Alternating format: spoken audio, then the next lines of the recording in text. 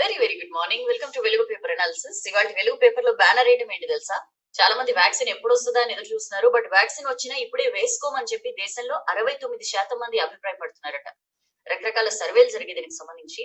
మరి ఎందుకు వేసుకోమంటున్నారు? దాని వెనుక రీజన్స్ ఏంటి? ఇలాంటి ఇంట్రెస్టింగ్ విషయాలు ఉన్నాయి బ్యానర్ ఐటమ్. దాని గురించి చూద్దాం. ఇక రాష్ట్ర సర్కార్ ఐటీలో ఫెయిల్, సాఫ్ట్వేర్ల తయారీలో వరుస తప్పిదాలు. అప్పుడు మనం ఇంటర్మీడియట్ ఇష్యూ చూసాం, ఇప్పుడు ధరణి చూస్తున్నాం.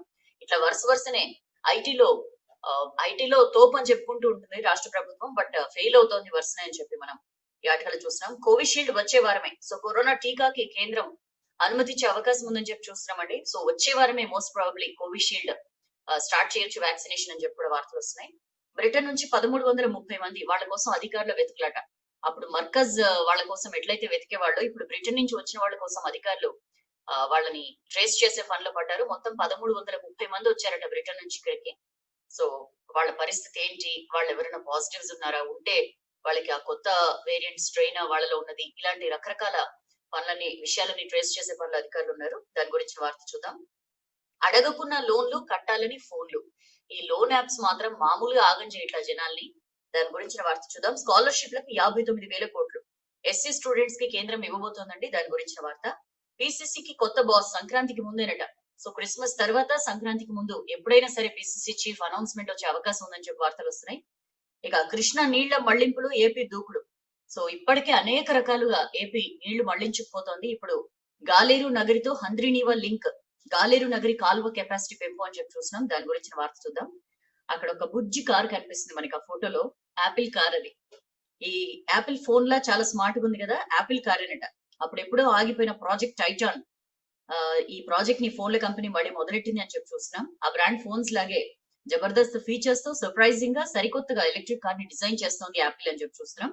2024 కల్లా దీన్ని ఈ ప్రొడక్షన్ స్టార్ట్ చేసి 2025 లో రిలీజ్ చేసేందుకు రెడీ అవుతుందట. ఇది డ్రైవర్ లేకుండా నడుస్తుందండి ఈ కారు. దీన్ని డిజైన్ చేస్తున్న కార్ లో మస్తు ఎనర్జీ స్టోర్ చేసుకునే మోనోసెల్ బ్యాటరీని వాడబోతున్నారట. రోడ్డుని 3D లో చూసేలా లైడార్ టెక్నాలజీ యూజ్ చేయబోతున్నారని చెప్పి చూస్తున్నాం. కార్ కాస్ట్ కూడా అంతే అదిరిపోవచ్చు. కార్ మాత్రం బుజ్జిగా చక్కగా ఉంది. సో ఇలాంటి బోలెడన్ని వార్తలు వచ్చాయి వెలుగు పేపర్ లో. వెలుగు పేపర్ తీసుకుని నేను వచ్చాను, మీరు కూడా వచ్చేయండి. V6 ఫేస్బుక్ పేజ్ లోకి వెళ్ళి షేర్ కొట్టి ఫోన్ పక్కన పెట్టండి, మీకు వార్తలన్నీ వినిపించేస్తా. నేను ఇంకా అస్సలు కబుర్లు చెప్పుకునే వార్తల్లోకి వెళ్తున్నా, మీరు కూడా షేర్ కొట్టేయండి. ఫస్ట్ బ్యానర్ ఐటమ్ మనం చూద్దాం. వ్యాక్సిన్ వచ్చినా ఇప్పుడే వేసుకోము. మన దేశంలో కరోనా వ్యాక్సిన్ వచ్చినా ఇప్పుడే వేసుకోము అని చెప్పి చాలా మంది చెప్తున్నారు. లోకల్ సర్కిల్స్ అనే సంస్థ చేసింది ఒక సర్వే. ఇందులో 69% మంది వెంటనే వ్యాక్సిన్ వేసుకోబోము అని చెప్పిండ్రట. అండ్ 31% మంది మాత్రమే వేసుకుంటామని చెప్పారు. GOQII అనే సంస్థ కూడా ఇలాంటి సర్వేని నిర్వహిస్తే దాదాపు ఇలాంటి అభిప్రాయాలు వ్యక్తమయ్యాయని చెప్పి మనం ఈ ఆర్టికల్ చూస్తున్నాం. ఈ లోకల్ సర్కిల్ సంస్థ దేశవ్యాప్తంగా కూడా ఈ ఏడాది అక్టోబర్ నుంచి డిసెంబర్ వరకు వరుసగా సర్వే చేస్తూ వస్తోంది. కరోనా టీకా వచ్చే ఏడాది ఫిబ్రవరి నుంచి ప్రభుత్వ ప్రైవేట్ సంస్థల ద్వారా అందుబాటులోకి వచ్చే ఛాన్స్ ఉంది. సో టీకా వస్తే మీరు వేయించుకుంటారా అని చెప్పి క్వశ్చన్ చేస్తే, అక్టోబర్ 15 నుంచి 20 మధ్య జరిపిన సర్వేలో ఈ క్వశ్చన్ వేస్తే 61% మంది వెంటనే టీకా వేసుకోబోమని చెప్పారట. ఆ తర్వాత ఫైజర్ కానీ మోడర్నా, ఆస్ట్రాజెనికా వ్యాక్సిన్ లో సక్సెస్ కనిపించిన తర్వాత మళ్ళీ ఇదే క్వశ్చన్ మీద సర్వే చేస్తే, నవంబర్ 23 నుంచి 28 మధ్య సర్వే చేస్తే 61% నుంచి 59% తగ్గిండ్రట. ఏంటి, ఈ వ్యాక్సిన్ సక్సెస్ఫుల్ గా అవుతున్న వాటి గురించి మంచి రిపోర్ట్స్ వచ్చిన తర్వాత 61 ఉన్నది 59 కి తగ్గిపోయిందంట. వేసుకుంటామని చెప్పేవాళ్ళు 69% మంది మాత్రం వెంటనే వ్యాక్సిన్ వేసుకోబోమని చెప్పారు. వ్యాక్సిన్ వచ్చినా సరే 3 నుంచి 6 నెలలు వెయిట్ చేస్తామని కొందరు, 6 నుంచి 12 నెలలు వెయిట్ చేస్తామని మరికొందరు చెప్పారట. అసలు ఎప్పటికీ వేసుకోమని చెప్పి ఒక 6% మంది స్పష్టం చేశారట. మొత్తం మన దేశవ్యాప్తంగా కూడా 242 జిల్లాల్లో ఆన్లైన్ ద్వారా లోకల్ సర్కిల్ సంస్థ ఈ సర్వే చేసింది. 1800 మంది పాల్గొన్నారు. 66% మంది పురుషులు, 34% మంది మహిళలు ఉన్నారు. చాలా ఇంట్రెస్టింగ్ ఆస్పెక్ట్స్ ఉన్నాయండి. ఎందుకు వద్దంటున్నారంటే, రోజు రోజుకి మనకు తెలుసు మన దేశంలో కరోనా కేసులు తగ్గిపోతున్నాయి. అండ్ స్టార్టింగ్ తో పోలిస్తే ఇప్పటికి బాగా కేసులు కూడా తగ్గాయి. 60% మేర కూడా తగ్గినాయి. సో ప్రతిరోజు 20,000 కేసులకి త్వరలోనే పరిమితం అయ్యే ఛాన్స్ ఉందని చెప్పి కూడా ఎక్స్పర్ట్స్ అంచనా వేస్తున్నారు. సో ఇట్లా కేసులు తగ్గుతుండడంతో జనాలకు కూడా వ్యాక్సిన్ మీద అంత పెద్దగా ఇంట్రెస్ట్ ఏమీ కనిపించట్లేదు అని చెప్పి కూడా ఎక్స్పర్ట్స్ చెప్తున్నారు. లోకల్ సర్కిల్ సంస్థ సర్వేలో తేల్చింది. ఇండియన్స్ లో చాలా మంది ఏంటంటే హర్డ్ ఇమ్యూనిటీ వచ్చేసినట్లు కూడా భావిస్తున్నారట. అది కూడా ఒక కారణం అని చెప్పి తేల్చింది. ఇంకొంతమంది అయితే వ్యాక్సినేషన్ వల్ల ఏమైనా సైడ్ ఎఫెక్ట్స్ వస్తాయేమో అన్న అనుమానాలు కూడా ఉన్నాయని చెప్పి కూడా ఆ సర్వేలో తేలింది. GOQII సర్వేలో ఏం తేలిందంటే 11,000 మంది నుంచి ఒపీనియన్ తీసుకుంది. ఇందులో 53% మంది టీకా వేసుకోవడం గురించి ఏం చెప్పలేమని అన్నారట. రిజల్ట్స్ చూసిన తర్వాత 43% మంది ఫైనల్ డెసిషన్ తీసుకుంటామని చెప్పారట. 10% మంది దీనికి వ్యతిరేకంగా ఉన్నట్లు పేర్కొన్నారు. 45 నుంచి 60 ఏళ్ల మధ్య 60 ఏళ్లకు పైబడ్డ వారు వ్యాక్సిన్ తీసుకోవడానికి సిద్ధంగా లేరని చెప్పి సర్వేలో వెల్లడైందని చెప్పి చూస్తున్నాం. చాలా ఇంట్రెస్టింగ్ ఆస్పెక్ట్స్ ఉన్నాయి. దాని గురించి మనం లోపల పేజీలో చూద్దాం. ఇక రాష్ట్ర సర్కార్ ఐటీలో ఫెయిల్. సో ఇంటర్ రిజల్ట్స్ లో ఫెయిల్, ధరణి పోర్టల్ అమల్లో ఫెయిల్. ఐటీ రంగంలో టాప్ లో ఉన్నామని చెప్పి చెప్పుకుంటుంది రాష్ట్ర సర్కార్. బట్ మన దుస్థితి ఇట్లా ఉంది ఐటీ రంగంలో అని చెప్పి చూస్తున్నాం. పెద్ద సంఖ్యలో కంపెనీలు, ఏటా లక్షల కోట్ల సాఫ్ట్వేర్ ఎగుమతులు, స్వయంగా ఐటీ కంపెనీలో పనిచేసిన ఎక్స్పీరియన్స్ ఉన్న మంత్రి కేటీఆర్ ఆ శాఖ బాధ్యతలు చూస్తున్నా సరే రాష్ట్ర సర్కార్ మాత్రం ఐటీ సేవల్లో పూర్తిగా ఫెయిల్ అయింది అని చెప్పి మనం ఈ ఆర్టికల్లో చూస్తున్నాం. ఇది వరకు సాఫ్ట్వేర్ తప్పిదాల వల్ల ఇంటర్ స్టూడెంట్స్ ఎంత ఇబ్బంది పడ్డారో మనకి ఇంకా మర్చిపోలేదు. పదుల సంఖ్యలో విద్యార్థులు పాపం సూసైడ్స్ కూడా చేసుకొని చనిపోయిన పరిస్థితి. ఇప్పుడేమో రిజిస్ట్రేషన్స్ కోసం ధరణి అని చెప్పి అసలు నా భూతో నా భవిష్యత్ దేశంలోనే లేదు ఇట్లాంటి ప్రతిష్టాత్మక సాఫ్ట్వేర్ అని చెప్పి తీసుకొచ్చారు. ఇది అట్టర్ ఫెయిలియర్ అని చెప్పి మనం ఈ ఆర్టికల్లో చూస్తున్నాం. ILFS సంస్థ దాదాపు 3.5 నెలల టైం తీసుకుని మరి నాన్ అగ్రికల్చర్ పోర్టల్ ని రూపొందించింది. కానీ అది అవసరానికి తగ్గట్లు లేదు అన్న విమర్శలు మాత్రం పూర్తిగా వెలువెత్తిన పరిస్థితి. పోర్టల్లో వ్యక్తుల ఆధార్ నెంబర్ కానీ, కులం కానీ, కుటుంబ సభ్యుల వివరాల కాలం ని తొలగించాలని చెప్పి హైకోర్టు ఆదేశించినా సరే అట్లనే దాన్ని కంటిన్యూ చేశారు. దాని మీద కోర్టు విపరీతమైన ఆగ్రహం వ్యక్తం చేసి నాన్ అగ్రికల్చర్ ఆస్తుల స్లాట్ బుకింగ్ ని నిలిపివేయాలని చెప్పి ఆదేశించింది. ఎందుకంటే ఆ మార్పులు చేయడానికి కనీసం 10 రోజుల టైం కావాలని చెప్పి ILFS సంస్థ చెప్పడంతో సర్కార్ పూర్తిగా వెనక్కి తగ్గి ఈ కొత్త పద్ధతి ఆపేసి మళ్ళీ పాత పద్ధతిలోనే రిజిస్ట్రేషన్స్ చేయాలని చెప్పి ప్రస్తుతానికి ఆ కొత్త పోర్టల్ ని మూసేసిన పరిస్థితి. సో ఇట్లా రాష్ట్ర సర్కార్ ఐటీలో క్లియర్ ఫెయిలియర్స్ ని మనకి కనిపిస్తున్న పరిస్థితి. దాని గురించి మనం లోపల పేజీలో చూద్దాం. అదే పేజ్ లో మనం కృష్ణా నీళ్ల మళ్లింపులో ఏపీ దూకుడు అని చెప్పి చూస్తున్నామండి. పోతిరెడ్డిపాడు హెడ్ రెగ్యులేటర్ కానీ, సంగమేశ్వరం లిఫ్ట్ స్కీమ్ కానీ వీటన్నిటి ద్వారా కృష్ణా నీళ్లను మళ్లించుకుపోతోంది ఏపీ. ఇప్పుడు కొత్త ప్రాజెక్టులు మరింత వేగంగా చేపడుతోంది అని చెప్పి చూస్తున్నాం. వీటికి తోడు రాయలసీమకు నీళ్లు తీసుకుపోయే పనుల్లో ఫుల్ గా నిమగ్నమైంది. పెన్నా బేసిన్ మొత్తానికి శ్రీశైలం నీటిని మళ్లించే ప్రయత్నాల్లో ఉంది అని చెప్పి ఆర్టికల్లో చూస్తున్నాం. ఇప్పటికే రాయలసీమ లిఫ్ట్ స్కీమ్ పనుల్ని మొదలు పెట్టేసింది ఏపీ సర్కార్. NGT చెప్పినా, కేంద్ర జలశక్తి శాఖ చెప్పినా, ఎవరు చెప్పినా సరే జాంతానయ్య అని చెప్పి పెడచెవిన పెట్టి తన మటుకు తన పనులు చేసుకుపోతోంది. ఇప్పుడు గాలేరు నగరితో హంద్రీ నీవాను లింక్ చేయడంతో పాటు గాలేరు నగరి వరద కాలువ కెపాసిటీని ఇంకో TMC పెంచే పనులకి టెండర్లు పిలిచింది అని చెప్పి మనం చూస్తున్నాం. మొత్తం 6,348 కోట్లతో 3 ఏళ్లలోనే ఈ ప్రాజెక్ట్ కంప్లీట్ చేయాలని చెప్పి టార్గెట్ గా పెట్టుకుంది అని చెప్పి చూస్తున్నాం. గాలేరు నగరి సుజల స్రవంతి వరద కాలువ కెపాసిటీని 20,000 క్యూసెక్కుల నుంచి 30,000 క్యూసెక్కులకి పెంచడంతో పాటు కొత్తగా రిజర్వాయర్ నిర్మాణ పనులకి 1974.34 కోట్లతో టెండర్ పిలిచింది అని చెప్పి చూస్తున్నాం. సో ఇట్లా ఒకటొకటే చకచక పనులన్నీ చేసుకుంటూ పోతోంది. ఏపీ దూకుడు కనిపిస్తోంది అని చెప్పి చూస్తున్నాం. అండ్ అదే పేజ్ లో స్కాలర్షిప్లకు 59,000 కోట్లు. సో SC స్టూడెంట్స్ కి ఇచ్చే పోస్ట్ మెట్రిక్ స్కాలర్షిప్లని కేంద్రం భారీగా పెంచిందండి. వచ్చే 5 ఏళ్లలో దాదాపు 4 కోట్ల మందికి పైగా SC స్టూడెంట్స్ కి 59,000 కోట్ల స్కాలర్షిప్లు అందించాలని చెప్పి డెసిషన్ తీసుకుంది. ఇందులో ఈ మొత్తంలో 60% కేంద్ర ప్రభుత్వ వాటా, మిగతాది మాత్రం ఆయా రాష్ట్రాలు సమకూర్చాల్సి ఉంటుంది. ఈ మేరకు కేంద్ర కేబినెట్ భేటీలో ఈ ప్రతిపాదనకు ఆమోదం లభించింది అని చెప్పి చూస్తున్నాం. దీనివల్ల 4 కోట్ల మందికి లాభం కలగబోతోందండి. దాని గురించి కూడా మనం ఇండెప్త్ చూద్దాం లోపల పేజీలో. సెకండ్ పేజ్ కి వద్దాం. సెకండ్ పేజ్ కి వస్తే కరోనా వ్యాక్సిన్ వచ్చినా ఇప్పుడే వేసుకోం. So first page continuation article చూద్దాం మనం. సో రోజువారీ కేసులు తగ్గడానికి మెయిన్ రీజన్ ఏమని భావిస్తున్నారు అని చెప్పి కూడా ఈ సర్వే సంస్థలు క్వశ్చన్ చేస్తే, లోకల్ సర్కిల్ సంస్థ సర్వేలో క్వశ్చన్ చేస్తే మనమంతా కూడా హర్డ్ ఇమ్యూనిటీ వైపు వెళ్తున్నాము అని చెప్పి చాలా మంది 17% మంది భావిస్తున్నారట. అండ్ ఇండియన్స్ కి మామూలుగానే హై ఇమ్యూనిటీ ఉంటుందని చెప్పి ఒక 14% మంది, వైరస్ వీక్ అయింది లేకపోతే అది వెళ్ళిపోతుంది అని చెప్పి ఒక 8% మంది చెప్పారట. మాస్కులు ధరించడం, ఫిజికల్ డిస్టెన్సింగ్ పాటించడం వీటన్నిటి వల్ల తగ్గుతున్నాయని చెప్పి ఒక 15% మంది చెప్పారట. ఇంకేదో కారణం వల్ల కేసులు తగ్గిపోతుండొచ్చని ఒక 8% మంది చెప్పారట. అయితే అధికారిక కరోనా లెక్కలు చూస్తుంటే మాత్రం చాలా మంది టెస్టులు చేయించుకోవట్లేదు అనే విషయం అర్థమవుతుందని చెప్పి 33% మంది అభిప్రాయపడుతున్నారట. టెస్టులు తగ్గించేసారు అందుకనే కేసులు తగ్గుతున్నాయని చెప్పి 33% మంది చెప్తున్నారట. 5% మంది మాత్రం ఈ విషయంలో మాకేం ఒపీనియన్ లేదని చెప్పి చెప్పారు. హెల్త్ ప్రొఫెషనల్స్ పై చేసిన సర్వేలో కూడా నో ఇంట్రెస్ట్ అట. This is really interesting. Health care professionals ఎవరైతే జనరల్ ఫిజిషియన్స్ కానీ లేకపోతే సర్జన్స్, మెడిసిన్ స్పెషలిస్టులు, డెంటిస్టులు, పారామెడిక్స్ ఇట్లా రకరకాల వాళ్ళు ఉంటారు కదా. ఈ హెల్త్ కేర్ ప్రొఫెషనల్స్ పై కూడా లోకల్ సర్కిల్ సంస్థ ఇండిపెండెంట్ సర్వే చేయించింది. ఇందులో కోవిడ్ వ్యాక్సిన్ తీసుకోవడానికి సిద్ధంగా ఉన్నారా అని చెప్పి ఈ ప్రొఫెషనల్స్ ని క్వశ్చన్ చేస్తే 55% మంది ఆసక్తి లేదని చెప్పారట. మామూలుగా వ్యాక్సినేషన్ స్టార్ట్ అయిన తర్వాత ప్రయారిటీ వైజ్ గా ఇవ్వాల్సింది వీళ్ళకే. బట్ వీళ్ళలోనే 55% మంది మాకు ఇంట్రెస్ట్ లేదని చెప్పారట. ఎందుకు ఇంట్రెస్ట్ లేదని అడిగితే చాలా విషయాలు చెప్పారట. 15.01% మంది సైడ్ ఎఫెక్ట్స్ దీని మీద పెద్ద ఎత్తున ఆందోళన వ్యక్తం అవుతోందండి. ఇంత ఫాస్ట్ గా వ్యాక్సిన్ తీసుకొచ్చిరు, సైడ్ ఎఫెక్ట్స్ వస్తాయేమోనని చెప్పి చాలా మంది భయపడుతున్నారు. మెడికల్ ఫ్రాటర్నిటీలోనే 15.01% మంది సైడ్ ఎఫెక్ట్స్ పై ఆందోళన వ్యక్తం చేశారట. టీకా ఎఫిషియన్సీపై ఖచ్చితంగా చెప్పలేమని 7.75% మంది చెప్పారట. ఈ రెండు కారణాల వల్లే మాకు ఇంట్రెస్ట్ లేదు వ్యాక్సినేషన్ మీద అని 38.26% మంది చెప్పారట. అండ్ 38.9% మంది హెల్త్ ప్రొఫెషనల్స్ మాత్రం వ్యాక్సిన్ వస్తే ఖచ్చితంగా వేయించుకుంటామని చెప్పారట. మొత్తం 1406 మంది ప్రొఫెషనల్స్ పాల్గొన్నారు. ఇందులో 57% మంది మహిళలు, 43% మంది పురుషులు అని చెప్పి చూస్తున్నాం. సో కరోనా వ్యాక్సిన్ వచ్చినా ఇప్పుడే వేయించుకోము అని చెప్పే వాళ్ళ సంఖ్య ఎక్కువగా ఉందని చెప్పి 2 సర్వేల్లో తేలిన విషయం. అండ్ బ్రిటన్ నుంచి 1330 మంది వాళ్ళ కోసం ప్రభుత్వ యంత్రాంగం వెతుకులాట. మనం అక్కడ ఫోటో చూడొచ్చు. రాజన్న సిరిసిల్ల జిల్లా కోరం గ్రామంలో లండన్ నుంచి వచ్చిన యువతితో డిఎంహెచ్ఓ మాట్లాడుతున్నారు.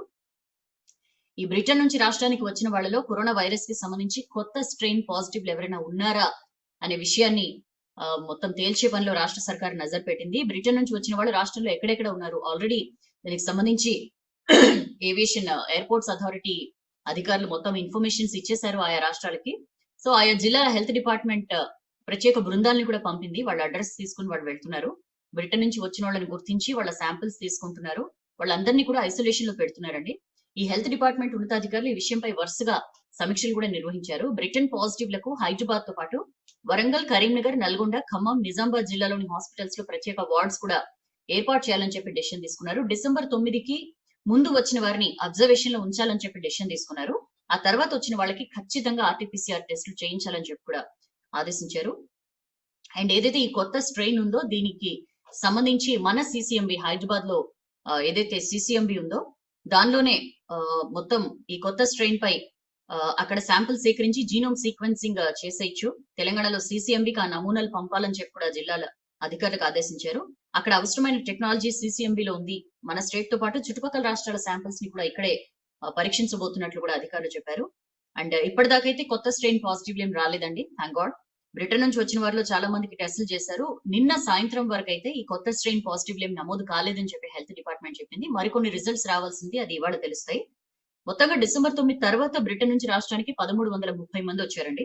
ఇందులో 383 మంది హైదరాబాద్ కి చెందినవారు, 240 మంది రంగారెడ్డి, 70 మంది మేడ్చల్ జిల్లాకు చెందిన వాళ్ళు. వీళ్ళందరికీ కూడా ఒక 2 రోజుల్లో టెస్టులు కంప్లీట్ చేయాలని చెప్పారు. అండ్ బ్రిటన్ నుంచి వచ్చిన వాళ్ళలో 11న ఒకరికి, 13న మరొకరికి పాజిటివ్ గా తేలింది. వాళ్ళని టీమ్స్ లో ఉంచారు. ఆ తర్వాత కరోనా లక్షణాలు లేవని చెప్పి ఇళ్లకి పంపేసి వాళ్ళని హోమ్ ఐసోలేషన్ లో పెట్టారని కూడా తెలుస్తోంది. ఇంటికి వచ్చి టెస్టులు చేస్తామని చెప్తున్నారండి. ఖచ్చితంగా డిసెంబర్ 9 తర్వాత ఎవరైతే బ్రిటన్ నుంచి వచ్చారో వాళ్ళందరూ కూడా టెస్టుల కోసం ముందుకు రావాలి అని చెప్పి హెల్త్ డిపార్ట్మెంట్ అపీల్ చేస్తోంది. ఒకవేళ వాళ్ళు రాలేకపోతే ఇంటికి వచ్చి మేము టెస్టులు చేస్తాం, మాకు సమాచారం ఇస్తే చాలని చెప్పి ఫోన్ నెంబర్స్ కూడా ఇచ్చింది. 0402465119 అనే నెంబర్ కాల్ చేస్తే లక్షణాలు లేకున్నా సరే బ్రిటన్ రిటర్నీస్ అంతా కూడా ఖచ్చితంగా ఆర్టీపీసీఆర్ టెస్టులు చేయించుకోవాలి అని చెప్పి కూడా మన హెల్త్ డిపార్ట్మెంట్ చెప్తోందండి. దాని గురించిన వార్త. అండ్ కోవిషీల్డ్ వచ్చే వారమే కరోనా టీకాకు కేంద్రం అనుమతి ఇచ్చే అవకాశం అని చెప్పి ఒక గుడ్ న్యూస్ మనం చూస్తున్నాం. కరోనా వ్యాక్సిన్ కి బ్రిటన్ చాలా రోజుల క్రిందటే ఓకే చెప్పేసింది. తర్వాత అమెరికా కూడా అదే బాటలో వెళ్ళింది. ఆల్మోస్ట్ ఆ రెండింటికంటే ముందే రష్యా జనానికి వ్యాక్సినేషన్ స్టార్ట్ చేసింది. ఇక మేరా నెంబర్ కబ్ ఆయగా, మన దేశం ఎప్పుడు స్టార్ట్ చేస్తుంది అని చెప్పి అందరు కూడా ఆతృతగా ఎదురు చూస్తున్నారు. సో దీనికి సంబంధించి ఆన్సర్ వస్తోంది. వచ్చే వారమే మోస్ట్ ప్రాబబ్లీ కోవిషీల్డ్ కి అనుమతి ఇస్తుంది అని చెప్పి ఏదైతే బ్రిటన్ లోని ఆక్స్ఫర్డ్ యూనివర్సిటీ ఆస్ట్రాజెనికాతో కలిసి తయారు చేస్తోంది. మన దేశంలో సీరం ఇన్స్టిట్యూట్ ఆఫ్ ఇండియా పూణేకి సంబంధించిన సీరం ఇన్స్టిట్యూట్ దాన్ని డెవలప్ చేస్తోంది. సో ఈ కోవిషీల్డ్ పేరుతో మన దేశంలో సీరం ఇన్స్టిట్యూట్ తయారు చేస్తున్న ఈ కోవిషీల్డ్ కి అన్ని అడ్డంకులు తొలగిపోయినట్లేనని చెప్పి కూడా అధికారులు చెప్తున్నారు. మంచిగా ఉందంట వ్యాక్సిన్. డిసెంబర్ 9న దీనికి సంబంధించి రివ్యూ చేశారు. మరింత సమాచారాన్ని కావాలి అని చెప్పి ఎక్స్పర్ట్ కమిటీ కోరిందట, దాన్ని కూడా ఇచ్చారు. అవన్నీ చూసిన తర్వాత కూడా చాలా ఎక్స్పర్ట్ కమిటీ సంతృప్తి వ్యక్తం చేసినట్లు కూడా తెలుస్తోంది. దీనికి సంబంధించి డీసీజీఐ సంతృప్తి వ్యక్తం చేసినట్లు కూడా సమాచారం. బాగుంది వ్యాక్సిన్ అన్న అభిప్రాయం కూడా వచ్చారు. బ్రిటన్, బ్రెజిల్ లో జరుగుతున్న ట్రయల్స్ డేటాని సీరం ముందే ఇచ్చింది. అయితే మన దేశంలో జరుగుతున్న లేట్ ఫేజ్ ట్రయల్స్ అంటే ఫేజ్ 2 and 3 చివరి దశలో ఉన్నందున ఆ డేటాని ఇచ్చేందుకు కొంత టైం పడుతుందని చెప్పి తెలుస్తోంది. సో ఈ వ్యాక్సిన్ పై బ్రిటన్ రెగ్యులేటరీ రివ్యూస్ ని కూడా కేంద్రం పరిశీలిస్తున్నట్లుగా అధికారులు చెప్తున్నారండి. ఆ డేటాతో పాటు సీరం ఇన్స్టిట్యూట్ చేస్తున్న ట్రయల్స్ డేటాని కూడా ప్యారలల్ గా చూస్తున్నారు. దీంతో పాటు ఎమర్జెన్సీ అనుమతులకు సంబంధించి ఫైజర్ పెట్టుకున్న దరఖాస్తుని కూడా పరిశీలిస్తున్నట్లు మరో అధికారి చెప్తున్నారు. ఈ నెలాఖరులోపే ఖచ్చితంగా ఫైజర్ వ్యాక్సిన్ పై కూడా నిర్ణయం తీసుకునే అవకాశం ఉందని చెప్పి తెలుస్తున్నారు. వచ్చే వారమే ఆక్స్ఫర్డ్ వ్యాక్సిన్ కి మన దేశం లైన్ క్లియర్ చేస్తే ప్రపంచంలోనే ఆ వ్యాక్సిన్ అనుమతించిన ఫస్ట్ దేశంగా మన ఇండియా నిలుస్తుంది అని చెప్పి చూస్తున్నాం. యాక్చువల్లీ బ్రిటన్ లో ముందే అనుమతి ఇవ్వాల్సి ఉంది. కానీ ట్రయల్స్ కి సంబంధించి మరింత డేటా కావాలని చెప్పి ఆ దేశ సర్కార్ అడిగింది. అందుకని దానికి సంబంధించి అప్రూవల్ లేట్ అయింది. సో డిసెంబర్ 28 లేదా 29 కి బ్రిటన్ లో కూడా ఈ కోవిషీల్డ్ కి అనుమతి లభించే అవకాశం ఉంది అని చెప్పి మనం చూస్తున్నాం.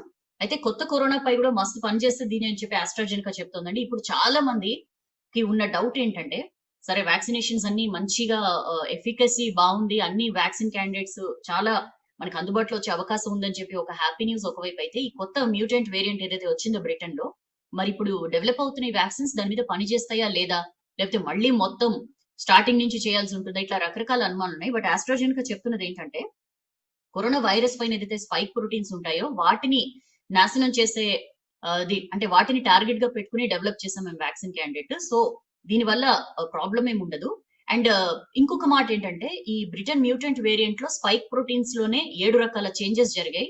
సో మరి వ్యాక్సిన్స్ పరిస్థితి ఏంటి అని చెప్పి డౌట్స్ ఉన్నాయి. దానికి కూడా ఆస్ట్రాజెనికా చెప్పింది ఏంటంటే, వైరస్ లోని ఏ స్పైక్ ప్రోటీన్ అయినా సరే మన ఇమ్యూన్ సిస్టమ్ గుర్తించేలాగా వ్యాక్సిన్ డెవలప్ చేసాం. సో ఆ స్పైక్ ప్రోటీన్స్ లో ఎన్ని రకాల చేంజెస్ వచ్చినా సరే కనీసం ఒక్క స్పైక్ ప్రోటీన్ ఇదివరకటి అంటే ఇప్పుడున్న కరోనా స్టైల్లో ఉన్నా సరే మన ఇమ్యూన్ సిస్టమ్ దాన్ని గుర్తుపడుతుంది. ఆ రకంగా వ్యాక్సిన్ డెవలప్ చేసాం. సో దీనివల్ల ఇబ్బంది ఏమి ఉండదు, మస్తు పనిచేస్తుంది అని చెప్పి ఆస్ట్రాజెనికా చెప్తోంది. So that's an interesting news. And ఎప్పుడైనా డోసులు ఇచ్చేందుకు రెడీ. సో అనుమతితో పాటు టీకా డోసులపై కూడా కేంద్రం సీరం మధ్య చర్చలు జరుగుతున్నట్లు తెలుస్తోంది. దాని మీద కూడా ఈ వారంలో ప్రకటన వచ్చే అవకాశం ఉన్నట్లుగా చెప్తోంది. మొదట్లో 5 కోట్ల నుంచి 6 కోట్ల వరకు కోవిషీల్డ్ డోసులు అందే అవకాశాలు ఉన్నాయని చెప్తున్నారండి. జూలై నాటికి 40 కోట్ల డోసులు తయారీ అని చెప్పి సీరం టార్గెట్ గా పెట్టుకుంది. కొన్నాళ్ల క్రితం చేసిన ఇంటరిమ్ అనాలిసిస్ లో 2 ఫుల్ డోసుల ఆక్స్ఫర్డ్ ఎఫికసీ 62% ఉన్నట్లు తేలింది. మొదట ఒకటి, తర్వాత రెండో డోస్ ఇచ్చిన చిన్న గ్రూప్ లో మాత్రం 90% ఎఫికసీ కనిపించిందట. సో ఎఫికసీ తక్కువే ఉన్నా సరే ఇప్పుడున్న పరిస్థితిలో 2 ఫుల్ డోసులు ఇవ్వాలనుకుంటున్నట్లు కూడా తెలుస్తోంది. అయితే ఆక్స్ఫర్డ్ టీకానే ఎందుకు? జనరల్ గా కూడా అందరికి వచ్చే డౌట్ ఇదే. ఇన్ని వ్యాక్సిన్ క్యాండిడేట్స్ అమెరికా, యూకే లో అయితే ఫైజర్ ఇచ్చేస్తున్నారు. మరి ఎందుకు ఆస్ట్రాజెనికా ఈ ఆక్స్ఫర్డ్ టీకా మీద ఎందుకు ఇంత దృష్టి పెడుతున్నారు అంటే, నాట్ ఓన్లీ మన దేశం అండి, చాలా చిన్న మధ్య తరగతి దేశాలు ఆక్స్ఫర్డ్ వ్యాక్సిన్ పైన బోల్డ్ అని ఆశలు పెట్టుకుని ఉన్నాయి. మిగతా వాటితో పోలిస్తే ఈ ఆక్స్ఫర్డ్ టీకా రేటు తక్కువ. చాలా కామన్ మ్యాన్ కి కూడా ఎఫోర్డ్ చేయగల రేట్ లో ఇది ఉంది. అండ్ ఏ టెంపరేచర్స్ లో, this is one important aspect, A temperatures లో అయినా దీన్ని మన నార్మల్ ఫ్రిడ్జ్ లో కూడా దీన్ని స్టోర్ చేసుకునే వీలుంటుంది అనమాట.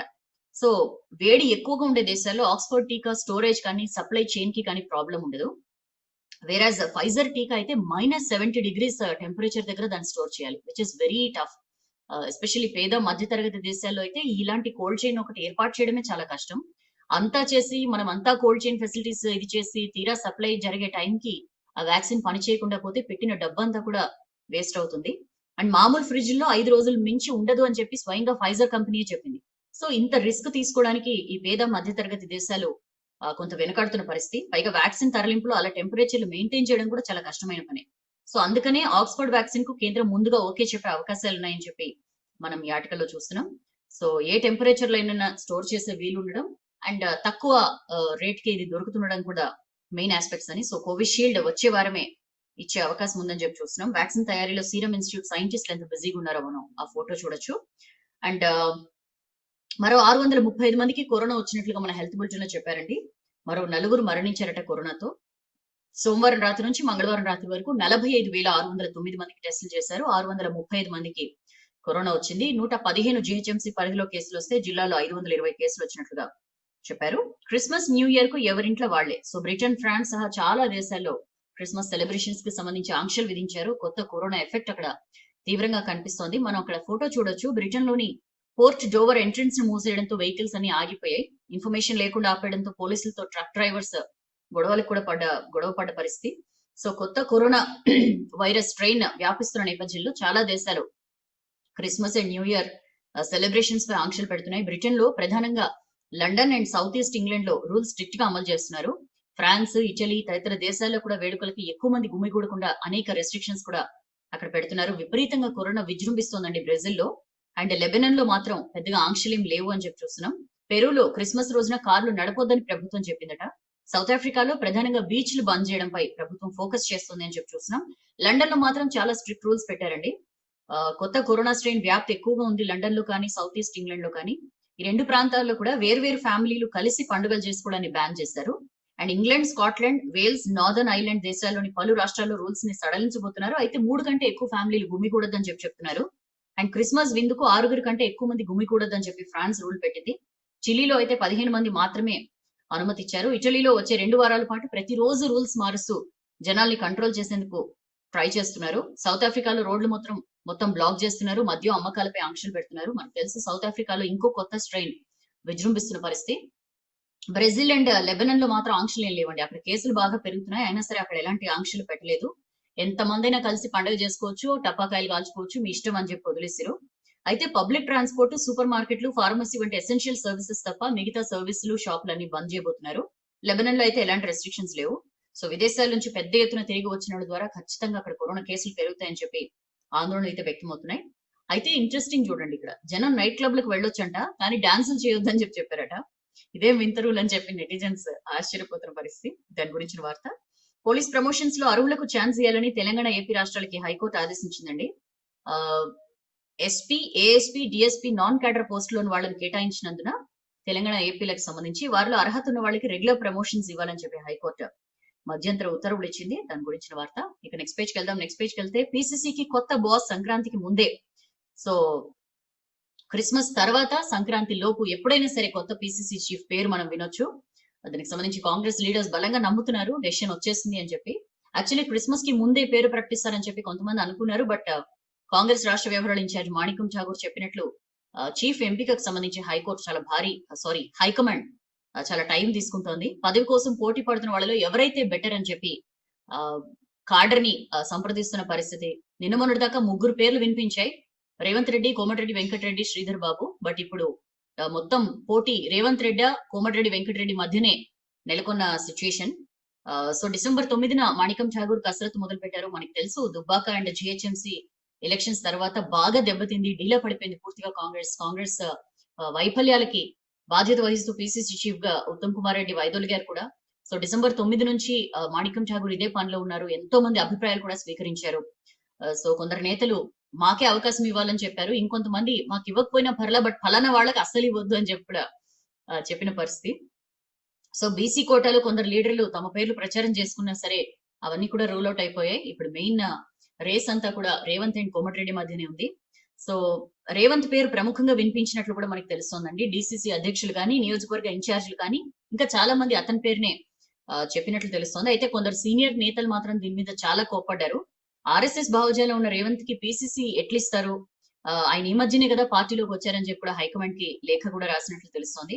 సిఎల్పి సభ్యులందరూ రేవంత్ కి పార్టీ పగ్గాలు అప్పచెపితే తాము ఎవ్వరం పార్టీలో ఉండము అని చెప్పి కూడా మాణికం ఠాగూర్ కి చెప్పిండ్రట. అంతటితో ఆకుండా కొందరు ఢిల్లీకి వెళ్లి తమ పేరునే పిసిసి అధ్యక్ష పదవికి పరిశీలించాలని చెప్పి కోరారు. మరికొందరు మాకు ఇవ్వకపోయినా పర్లా, ఫలానా వాళ్ళకి మాత్రం ఇవ్వద్దని కూడా చెప్పుకున్నారట. మరి హైకమాండ్ ఎవరి వైపు మొగ్గు చూపుతుంది అనేది చాలా ఇంట్రెస్టింగ్ గా మారింది. రేవంత్ కే ఛాన్స్ దొరుకుతుందని చెప్పి ఆయన వర్గం లీడర్స్ చెప్తుంటే, కోమటిరెడ్డి వెంకటరెడ్డి ఖచ్చితంగా తనకే ఛాన్స్ దొరుకుతుందని బలంగా నమ్ముతున్నారు. అయితే ఈ నేపథ్యంలో ఢిల్లీకి కాంగ్రెస్ నేతలు వెళ్ళడం కూడా ఇంట్రెస్టింగ్ గా మారిందండి. యాక్చువల్లీ కొత్త అగ్రి చట్టాలను వ్యతిరేకిస్తూ కాంగ్రెస్ పిలుపునిచ్చింది. దాని మేరకు రాష్ట్రం నుంచి ఆ పార్టీ ముఖ్య నేతలంతా కూడా నిన్న ఢిల్లీ వెళ్లారు. పిసిసి చీఫ్ ఉత్తమ్, సిఎల్పి నేత భట్టి, ఎంపీ రేవంత్ రెడ్డి ఉన్నారు. Already MP Komatireddy Venkatreddy, senior నేత మధు యాష్కి ఢిల్లీలోనే ఉన్నారు. దేశవ్యాప్తంగా ఎంపీలతో కలిసి గురువారం రాష్ట్రపతి భవన్ ఎదుట జరిగే నిరసనలో వీళ్ళు పాల్గొనబోతున్నారు. మరోవైపు కొత్త పిసిసి చీఫ్ ఎంపిక వ్యవహారం అధిష్టానం దగ్గర ఉంది కాబట్టి సో ఎవరి ప్రయత్నాలు అయితే వాళ్ళు చేసుకుంటున్నారు. సో మరి ఏం జరుగుతుందో చూద్దాం. కొత్త పిసిసి చీఫ్ పేరు ఎవరిదొస్తుందో. కేసీఆర్ పీవీ ఘాట్ కి ఎందుకు రాలే? సీఎం పై BJP state chief Bandi Sanjay మండిపడ్డారండి. మనం అక్కడ ఫోటో చూడొచ్చు. పీవీ ఘాట్ లో నివాళులు అర్పిస్తున్న బండి సంజయ్, రామచంద్రరావు తదితరులు. 125 అడుగుల అంబేద్కర్ విగ్రహ ఏర్పాటు ఏమైంది అని చెప్పి సీఎం కేసీఆర్ ని క్వశ్చన్ చేశారు సంజయ్. అసలు సీఎం సంగతి ఏందో ఈ విషయంలో తేలుస్తాం. పేదోళ్ల ఓట్లు వేయించుకుని ఆ తర్వాత అంబేద్కర్ ని మరుస్తున్నారు అని చెప్పి కూడా సంజయ్ మండిపడ్డారు. ఇకపై అంబేద్కర్ జయంతి, వర్ధంతికి ఖచ్చితంగా కేసీఆర్ రావాల్సిందే, లేదంటే ఫామ్ హౌస్ లో ఉన్న, ప్రగతి భవన్ లో ఉన్నా సరే గుంజుకొస్తామని చెప్పి ఆయన మాట్లాడారు. నిన్న ఎస్సీ మోర్చా మీటింగ్ కూడా జరిగింది. 2023లో బీజేపీ సర్కార్ ఏర్పాటు కాగానే అంబేద్కర్ విగ్రహాన్ని హైదరాబాద్ నడిబొడ్డున ఏర్పాటు చేస్తామని చెప్పి కూడా అన్నారు. సీఎం కేసీఆర్ పీవీ శత జయంతి ఉత్సవాలు ఏడాది పొడవునా చేస్తామని చెప్పి అన్నారు. ఎక్కడ చేస్తున్నారు? అసలు వర్ధంతి సందర్భంగా కనీసం పీవీ ఘాట్ కి ఎందుకు రాలేదు సీఎం అని చెప్పి కూడా సంజయ్ క్వశ్చన్ చేశారు. కేవలం ఎన్నికలు అంటేనే పీవీ గుర్తొస్తారా అని చెప్పి కూడా ఆయన క్వశ్చన్ చేశారు. అయితే దేశ చరిత్రలో పీవీ నిలిచిపోతారని చెప్పి సీఎం కేసీఆర్ ఒక ప్రకటన మాత్రం రిలీజ్ చేశారు. నిన్న పీవీ వర్ధంతి సందర్భంగా ఒక ప్రకటన రిలీజ్ చేశారు. ఆర్థిక, విద్య, భూ పరిపాలన తదితర రంగాల్లో పీవీ అమలు చేసిన సంస్కరణల ఫలితాన్ని ఈ రోజు దేశం అనుభవిస్తోందని చెప్పి కూడా ఆయన అన్నారు. ఫార్మాసిటీకి నిధులు ఇవ్వడని చెప్పి కేంద్ర మంత్రి పీయూష్ గోయల్ కు కేటీఆర్ లెటర్ రాశారండి. కేంద్ర బడ్జెట్ లో ఫార్మాసిటీకి నిధులు కేటాయించాలని చెప్పి ఆయన పీయూష్ గోయల్ ని కోరారు. హైదరాబాద్ వరంగల్, హైదరాబాద్ నాగ్పూర్ ఇండస్ట్రియల్ కారిడార్స్ కి 5,000 కోట్లు ఖర్చు అవుతాయి. అందులో సగం నిధులు బడ్జెట్ లో కేటాయించాలని చెప్పి ఆయన విజ్ఞప్తి చేశారు. అండ్ 11,000 కోట్లతో వడ్లు కొన్నామని మంత్రి గంగుల కమలాకర్ చెప్తున్నారు. వానాకాలం సీజన్ లో 11,000 కోట్లతో వడ్లు కొన్నామని చెప్పి ఆయన ప్రకటించారు. దేశానికి దిక్సూచి పివి వర్ధంతి సభలో అసెంబ్లీ స్పీకర్ పోచారం పాల్గొన్నారు. మాజీ ప్రధాని పివి దేశానికి దిక్సూచి అని చెప్పి ఆయన మాట్లాడారు. మన మధ్య లేకున్నా సరే ఆయన ఆలోచనలు మన వెంటే ఉంటాయని చెప్పి కూడా ఆయన మాట్లాడారు. అండ్ యూనివర్సిటీలను పట్టించుకోవట్లే, ఖాళీల భర్తీకి ఏడాదిన్నరగా ఎలాంటి ప్రయత్నం చేయలేదని planning board vice chairman Vinod Kumar మాట్లాడారండి. వర్సిటీల్లో ఖాళీగా ఉన్న ప్రొఫెసర్ పోస్టుల భర్తీకి దురదృష్టవశాత్తు ఏడాదిన్నర కాలంగా ఎలాంటి ప్రయత్నం చేయలేదు. పర్టికులర్ గా ఈ విషయంలో నేను ఎవరిని బద్నాం చేయదలుచుకోవట్లేదు. బట్ 2 దశాబ్దాల నుంచి కూడా వర్సిటీలో ఖాళీలని అట్లనే వదిలేశారు, ఎవరు పట్టించుకోలేదు అని చెప్పి ఆయన మాట్లాడారు. దీంతో మొత్తం వర్సిటీ విద్యనే పూర్తిగా దెబ్బతినే పరిస్థితులు వచ్చాయని చెప్పి కూడా state planning board vice chairman Vinod Kumar ఆవేదన వ్యక్తం చేశారు. రాష్ట్రంలో యూనివర్సిటీలకి వచ్చే నెలలో వీసీలు నియమించేందుకు మొత్తం సీరియస్ గా వర్క్ చేస్తున్నట్లు కూడా ఆయన చెప్పారు. ఒక నెల రోజుల్లోనే పూర్తి చేసేలా లక్ష్యం పెట్టుకున్నామని చెప్పి కూడా ఆయన మాట్లాడారు. హైయర్ ఎడ్యుకేషన్ పోస్ట్ కోవిడ్ ఎరా అనే అంశంపై నిన్న Excel India higher education council ఆధ్వర్యంలో సెమినార్ జరిగిందండి. ఇందులో వినోద్ కుమార్ చేసిన కామెంట్స్ ఇవి. వివిధ వర్సిటీల్లో 1,061 పోస్టుల భర్తీకి ప్రభుత్వం అనుమతి ఇచ్చింది. నోటిఫికేషన్ జారీ చేసినా సరే కొన్ని కారణాలతో అవి భర్తీ కాలేదు. త్వరలోనే వీటిని భర్తీ చేసేందుకు చర్యలు తీసుకుంటామని చెప్పి కూడా అన్నారు. బీహార్ తరహాలో అన్ని వర్సిటీల్లో ఒకేసారి రిక్రూట్మెంట్ చేస్తే బెటర్ అని చెప్పి కూడా మాట్లాడారు. దీనికి సంబంధించి అవసరమైతే అసెంబ్లీలో చట్టం తీసుకురావాలని చెప్పి కొంతమంది కోరుతున్నట్లు కూడా చెప్పారు. అండ్ రూరల్ ఏరియాలో 40% స్టూడెంట్స్ కి ఆన్లైన్ క్లాసులు వినేందుకు ఇబ్బందులు తప్పడం లేదని చెప్పి కూడా మాట్లాడారు. దీనికోసం ప్రభుత్వం ఏమైనా పాలసీ డెసిషన్ తీసుకోవాలి అని చెప్పి కూడా కొంతమంది సూచించారండి. సో దాని గురించిన వార్త, దీనిలో ప్రముఖులందరూ కూడా పాల్గొన్నారు. దాని గురించిన వార్త. అండ్ ప్రధాని మోడీకి భారతరత్న ఇవ్వాలని రాష్ట్రపతికి మాజీ మంత్రి శంకర్రావు లెటర్ రాశారు. ఏ పార్టీ తరఫున నేను డిమాండ్ చేయట్లేదు, ఒక డాక్టర్ గా మాత్రమే కోరుతున్నాను. ఎందుకంటే ఆయన ఈ కోవిడ్ టైంలో అనేక దేశాల్లో పెద్ద ఎత్తున ప్రాణ నష్టం జరిగితే ప్రధాని మోడీ వల్లే ఇంత పెద్ద దేశంలో ఆయన సమర్థవంతమైన పాలనతో కరోనా మరణాన్ని తగ్గించగలిగారు అని చెప్పి శంకర్రావు అంటున్నారు. ఈ మేరకు ఆయన రాష్ట్రపతికి లెటర్ రాశారు. దాని గురించిన వార్త. జాతీయ ఆత్మగౌరవం కోసమే అయోధ్య ఆలయం. సో అయోధ్యలో కట్టబోయే రామాలయ నిర్మాణానికి సంబంధించి జాతీయ ఆత్మగౌరవ మందిరం అని చెప్పి VHP national working president Alok Kumar అన్నారండి. కత్రియా హోటల్లో నిన్న కార్యక్రమం జరిగింది, అందులో మాట్లాడారు. రామ మందిరం కోసం విహెచ్పి దేశమంతటా కూడా విరాళాలు సేకరిస్తోంది. జనవరి 15 నుంచి ఫిబ్రవరి 27 వరకు విరాళాలు సేకరిస్తామని చెప్పి ఆయన చెప్పారు. 4 లక్షలకు పైగా గ్రామాల నుంచి 11 కోట్ల నిధులని సేకరిస్తున్నట్లు కూడా చెప్పారు. సో ఈ సందర్భంగా దుబ్బాక ఎమ్మెల్యే రఘునందన్ రావు క్లయింట్ మంతెన రామకృష్ణం కోటి 116 రూపాయల చెక్కుని అలోక్ కుమార్ కు అందజేశారు. ఆ ఫోటో కూడా మనం చూస్తున్నాం. అండ్ ఐటీలో ఫెయిల్. సో మనం ఫస్ట్ పేజ్ లో చూసాం. అటు రైతులు, ఇటు నాన్ అగ్రికల్చర్ ఆస్తులు అమ్ముకునేవారు, కొనేవారిని కూడా ఈ ధరణి తీవ్రమైన ఇబ్బందులు పెట్టిన పరిస్థితి. ఆ రాష్ట్ర ఆర్థిక వ్యవస్థకి 30,000 కోట్ల వరకు నష్టం కలిగింది. మొన్న మధ్య మనం వెలుగులో చెప్పుకున్నాం కూడా.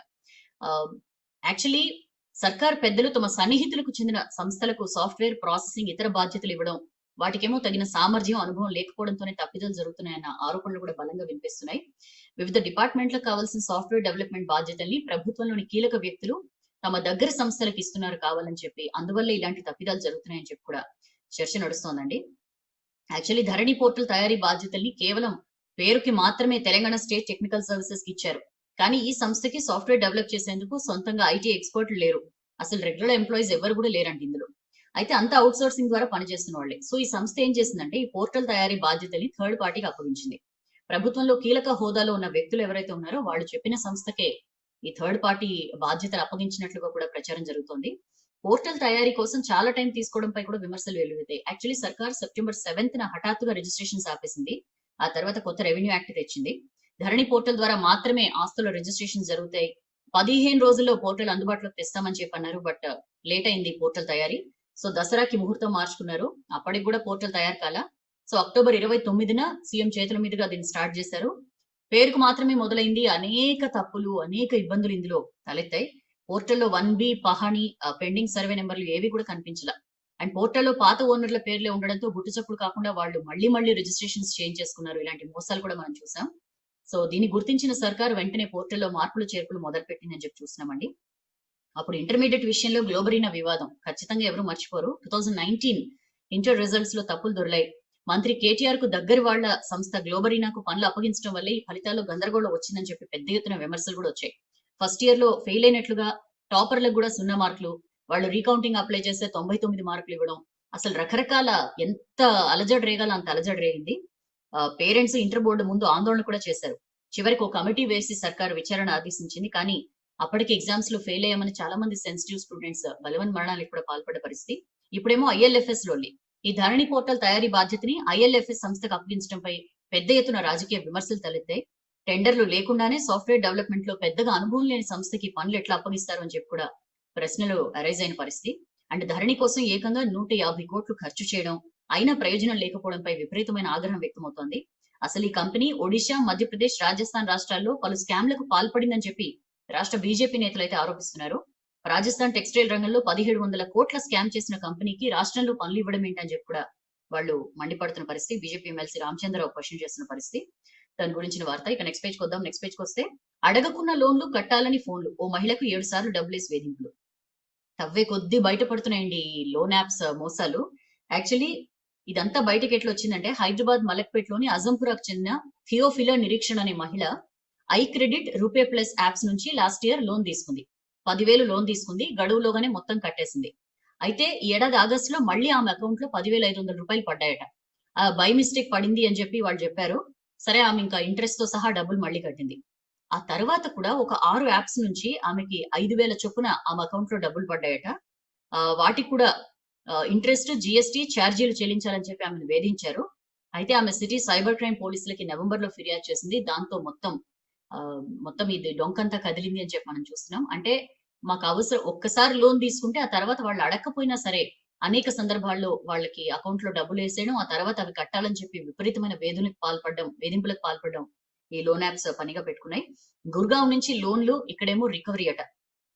ఈ మధుబాబు సింగి ప్రధాన నిందితుడు. ఇతను పోయినేడాది ఢిల్లీలో మొబైల్ యాప్స్ కంపెనీలో పనిచేశాడు. ఆ టైంలో చైనాకు చెందిన కంపెనీ హెడ్ తో పరిచయం అయింది. లాక్డౌన్ టైంలో హైదరాబాద్ కు వచ్చిన మధుబాబు చైనా దేశస్తురాలి డైరెక్షన్ లో ఢిల్లీలోని తన కొలీగ్ తరుణ్ తో కలిసి బెంగళూరులో 4 కంపెనీలు రిజిస్టర్ చేయించాడట. బేగంపేట్, పంజాగుట్టలో 3 కాల్ సెంటర్లు స్టార్ట్ చేశాడు. గుర్గావ్ లోని లోన్ యాప్ కంపెనీలకు థర్డ్ పార్టీగా లోన్లు రికవరీ చేసే సేవలు అందించడం ప్రారంభించాడని చెప్పి చూస్తున్నాం. చాలా తక్కువ శాలరీకి 600 మంది ఎంప్లాయీస్ నియమించుకుని వాళ్ళకి మాదాపూర్లోని ఫోకస్ అనే అవుట్ సోర్సింగ్ సంస్థ నుంచి డబ్బులు డిపాజిట్ చేస్తున్నాడు అని చెప్పి చూస్తున్నాం. క్లియర్ గా మన పోలీసులు తేల్చింది ఏంటంటే చైనా యాప్స్ నుంచే లోన్లు ఇస్తున్నారు అని చెప్పి. తిరిగి కలెక్ట్ చేసిన డబ్బుల్ని వాళ్ళు అక్కడి నుంచేమో ఫారిన్ కరెన్సీని ఇల్లీగల్ గా ఇండియాకి సప్లై చేసేందుకు ఈ యాప్స్ ని వినియోగిస్తున్నట్లు కూడా పోలీసులు తేల్చారు. తిరిగి కలెక్ట్ చేసిన డబ్బులనేమో బిట్ కాయిన్స్ రూపంలో చైనాకు తరలిస్తున్నారనే అనుమానం కూడా ఉంది. దిశగా పోలీసులు దర్యాప్తు కూడా చేస్తున్నారు. అక్కడే మనం చూడొచ్చు, city cyber crime ACP KVM Prasad చెప్తున్న మాటలు. ఎవరు తయారు చేశారు ఈ యాప్స్ అనే దానికి సంబంధించి ఎంక్వైరీ చేస్తున్నాం. ఈ మధుబాబు ప్రధాన నిందితుడి కాల్ డేటా ఆధారంగా చైనా నుంచి యాప్స్ రన్ అవుతున్నట్లు అంచనాకు వచ్చాం. అసలు ఈ కంపెనీలకి డబ్బులు ఎవరిస్తున్నారు, తిరిగి కలెక్ట్ చేసిన డబ్బులకి ఎక్కడికి వెళ్తున్నాయనే దాని మీద కూడా దర్యాప్తు జరుగుతోందని చెప్పి చెప్తున్నారు. సిటీలోని 3 కాల్ సెంటర్లు కేవలం డబ్బుల రికవరీ కోసమే పనిచేస్తున్నాయట. కాల్స్ ఎవరు చేస్తున్నారో గుర్తించకుండా స్పూఫింగ్ కాల్స్ తో దందా చేస్తున్నారు. ఈడీ, ఐటీకి ఆల్రెడీ సమాచారం ఇచ్చాం. నిందితుల్ని కస్టడీలోకి తీసుకుని విచారిస్తామని చెప్పి చెప్తున్నారు. సో బీ వెరీ కాషియస్ అండి. ఎలాంటి లింక్స్ ని క్లిక్ చేయొద్దు, ఎలాంటి లోన్ యాప్స్ వలలో మాత్రం పడొద్దు. జీవితాలు ఆగమైపోతున్నాయి. దాని గురించిన వార్త. అండ్ వణికిస్తున్న చలి, విపరీతంగా చలి పెరిగిపోయిందండి. ఇంకో 2-3 రోజులు ఇట్లానే ఉంటుందని చెప్పి వాతావరణ కేంద్రం కూడా చెప్పింది. అండ్ గవర్నర్ కోట ఎమ్మెల్సీలకు హైకోర్టు నోటీసులు ఇచ్చిందండి. వారి నియామకం రాజ్యాంగ వ్యతిరేకం అని చెప్పి పిటిషన్ పడింది. దీనికి సంబంధించి సోషల్ వర్కర్ ధనగోపాలరావు పిటిషన్ వేశారు. యాక్చువల్లీ గవర్నర్ కోట ఎమ్మెల్సీలు అనేది గవర్నర్ నియమించాలి. బట్ రాష్ట్ర కేబినెట్ సిఫార్సు మేరకు గవర్నర్ ఈ డెసిషన్ తీసుకున్నారు కాబట్టి ఇది చెల్లదు అని చెప్పి, రాజ్యాంగ వ్యతిరేకం అని చెప్పి ఆయన పిటిషన్ వేశారు. సో బెంచ్ విచారణకు స్వీకరించింది. వాళ్ళ ముగ్గురికి కూడా నోటీసులు ఇచ్చింది. దాని గురించిన వార్త. కొలువుల కోసం ఓయూలో పోస్ట్ కార్డు ఉద్యమం అని చెప్పి చూస్తున్నామండి. రాష్ట్రంలో 1,70,000 పోస్టులు ఖాళీగా ఉన్నాయి. వాటిని భర్తీ చేయాలని కోరుతూ కొలువుల కోసం పోస్ట్ కార్డు అనే ఉద్యమాన్ని ఓయూ స్టూడెంట్స్ స్టార్ట్ చేశారు. నోటిఫికేషన్ త్వరగా జారీ చేయాలని కోరుతూ ఓయూ ఆర్ట్స్ కాలేజ్ వద్ద స్టూడెంట్లు, నిరుద్యోగులు గవర్నర్ అండ్ సీఎం కేసీఆర్ కి పోస్ట్ కార్డులు పంపించారు. దాని గురించిన వార్త. అండ్ యశోద హాస్పిటల్స్ పై 2వ రోజు కూడా ఐటీ రైడ్స్ జరిగాయండి. కార్పొరేట్ ఆఫీస్ 3 బ్రాంచ్ల్లో తనిఖీలు జరిగాయి. దాని గురించిన వార్త. కృష్ణా నీళ్ల మళ్లింపులో ఏపీ దూకుడు. సో మనం ఫస్ట్ పేజ్ కంటిన్యూషన్ చూస్తున్నాం. ఈ గాలేరు నగరి సుజల్ స్రవంతి కానీ లేకపోతే హంద్రీనీవా సుజల్ స్రవంతి అనుసంధానం, ఈ జిఎన్ఎస్ఎస్ వరద కాలువ సామర్థ్యం పెంపు పనులు, వీటికి ఈ నెల 19న టెండర్లు పిలిచారు. బిడ్లు దాఖలు చేయడానికి జాన్ 2 వరకు అవకాశం ఉంది. ఈ నెల 26న కడప జిల్లా ప్రాజెక్ట్ సిఈ ఆఫీస్ లో ప్రీ బిడ్ మీటింగ్ నిర్వహిస్తారు. జనవరి 11న ఉదయం 11 గంటలకు ప్రైస్ బిడ్స్ ఓపెన్ చేసి L1 గా ఎవరైతే వర్క్ ఏజెన్సీ నిలుస్తారో వాళ్ళు కోట్ చేసిన ప్రైస్ తో రివర్స్ టెండరింగ్ ఈ ఆప్షన్ బిడ్లు స్వీకరిస్తారు. అదే రోజు సాయంత్రం 4 గంటలకు ఈ ఆప్షన్ బిడ్ ఓపెన్ చేసి అందరికన్నా తక్కువ కోట్ చేసిన వర్క్ ఏజెన్సీకి పనులు అప్పగిస్తారు. సో ఎంత ఫాస్ట్ గా ఏపీ దూకుడుగా పనులు చేస్తోందంటే గాలేరు నగరి సుజల స్రవంతితో హంద్రీ నీవా ప్రాజెక్ట్ ను అనుసంధానం చేసే పనులకి 4,373.93 కోట్లతో టెండర్ పిలిచారండి. ఈ లింక్ ప్రాజెక్ట్ లో భాగంగా 7 స్టేజీల్లో కృష్ణా నీళ్లను ఎత్తిపోయబోతున్నారు. కడప జిల్లా వేంపల్లి మండలం పాములూరు గాలేరు నగరి సుజల స్రవంతి కాల్వ 56 కిలోమీటర్ల వద్ద క్రాస్ రెగ్యులేటర్ నిర్మించి అక్కడి నుంచి సమీపంలో నిర్మించే సర్జ్ పూల్ కు నీటిని తరలిస్తారు. ఈ పాములూరు దగ్గర మొదటి పంప్ హౌస్ ని నిర్మిస్తారు. అక్కడ నుంచి టన్నెల్ గ్రావిటీ కాల్వ ద్వారా 19.97 కిలోమీటర్ల దూరంలో తక్కళ్లపల్లి సమీపంలోని కాలేటివాగు రిజర్వాయర్ కి తరలిస్తారు. సో ఇట్లా గాలేరు నగరితో పాటు హంద్రీ నీవా సుజస్రవంతి పూర్తి ఆయకట్టుకు నీళ్లు ఇచ్చేలా మొత్తం ఈ పనుల్ని ప్రతిపాదించారు అని చెప్పి మనం చూస్తున్నాం. అండ్ జూరాల లిఫ్ట్ కట్టి తీరాలి జల సాధన సమితి డిమాండ్ అని చెప్పి చూస్తున్నామండి. ఏపీ సర్కార్ సంగమేశ్వరం లిఫ్ట్ పూర్తి చేస్తే దక్షిణ తెలంగాణ మొత్తం ఎడారిగా మారుతుంది, మనకి తెలుసా విషయం. సో ఏపీతో ఉమ్మడి ప్రాజెక్ట్ గా ఉన్న శ్రీశైలం నుంచి కాకుండా తెలంగాణ భూభాగంలో ఉన్న జూరాల నుంచే నీటిని లిఫ్ట్ చేయాలి అని చెప్పి జల సాధన సమితి అధ్యక్షులు అనంతరెడ్డి అంటున్నారు. రోజుకి 4-5 టీఎంసీల వరకు ఇక్కడ నుంచి లిఫ్ట్ చేసుకునే అవకాశం ఉన్నా సరే సర్కార్ దీన్ని పట్టించుకుంటలేదు. జల సాధన సమితి ఆధ్వర్యంలో అధికార పార్టీ ఎమ్మెల్యేలు కలిసి జూరాల నుంచి పాలమూరు ఫేజ్ 1 చేపట్టాలని కోరాం. కాంగ్రెస్, బీజేపీ సహా అన్ని పార్టీలు రౌండ్ టేబుల్ సమావేశాల్లో పాల్గొంటున్నాయి. ఇప్పటికైనా సరే ప్రభుత్వం చూస్తూ ఊరుకోకుండా జూరాల లిఫ్ట్ పనులు మొదలు పెట్టాలి అని చెప్పి వారు డిమాండ్ చేస్తున్నారు. జూరాల ప్రాజెక్ట్ నుంచే కృష్ణా నీళ్లు ఎత్తిపోయాలి అన్న ఉద్యమం క్రమంగా ఊపందుకుంటోంది. 18,000 కోట్లతో 2 స్టేజీల్లో ఎత్తిపోతలతో 7 లక్షల ఎకరాలకి నీళ్లిచ్చే ఈ ప్రాజెక్ట్ ను పట్టాలెక్కించాలని చెప్పి జలసాధన సమితి కోరుతోంది. మహబూబ్ నగర్ పశ్చిమ ప్రాంతంలో జలసాధన సమితి సదస్సులు, రౌండ్ టేబుల్ సమావేశాలు కూడా నిర్వహిస్తున్న పరిస్థితి. సో నిన్న డీకే అరుణ నారాయణపేట బహిరంగ సభలో ప్రకటించారు. రాష్ట్రంలో బీజేపీ అధికారంలోకి వస్తే జూరాల నుంచి ఎత్తిపోతల పథకం చేపడతామని చెప్పి నారాయణపేట బహిరంగ సభలో ప్రకటించిన పరిస్థితి. మొదట జూరాల నుంచే ప్రపోజల్. యాక్చువల్లీ ఉమ్మడి ఏపీలో జూరాల 4 షోర్ నుంచి రోజుకి 2 టీఎంసీల నీటిని ఎత్తిపోసి మహబూబ్ నగర్, రంగారెడ్డి జిల్లాల్లో 10 లక్షల ఎకరాలకి నీళ్లు ఇచ్చే సర్వే పూర్తి చేశారు. కిరణ్ కుమార్ రెడ్డి గవర్నమెంట్ ఈ ప్రాజెక్ట్ గ్రీన్ సిగ్నల్ కూడా ఇచ్చింది. రాష్ట్రం ఏర్పడ్డాక పాలమూరు రంగారెడ్డి ప్రాజెక్ట్ సోర్స్ ని జూరాల నుంచి శ్రీశైలం ప్రాజెక్ట్ కు మార్చారు. జూరాల నుంచి 45 రోజుల్లో 90 టీఎంసీల నీటిని ఎత్తిపోయాలని ప్రతిపాదించగా శ్రీశైలానికి మార్చిన తర్వాత 60 రోజుల్లో 120 టీఎంసీలు ఎత్తిపోసేలా ప్రపోజల్ మార్చారు. 2015 లోనే ఈ ప్రాజెక్ట్ కి పునాదిరాయి పడినా ఇంకా 30% పనులు కూడా స్టార్ట్ కాలేదు. ప్రాజెక్ట్ ని 2 టీఎంసీ నుంచి 1 టీఎంసీకి మార్చడంతో ఎగువ ప్రాంతాలకు ప్రాజెక్ట్ ద్వారా నీళ్లందే అవకాశం లేకుండా పోయిందని చెప్పి కూడా ఈ జలసాధన సమితి బాధ్యులు ఆవేదన వ్యక్తం చేస్తున్న పరిస్థితి.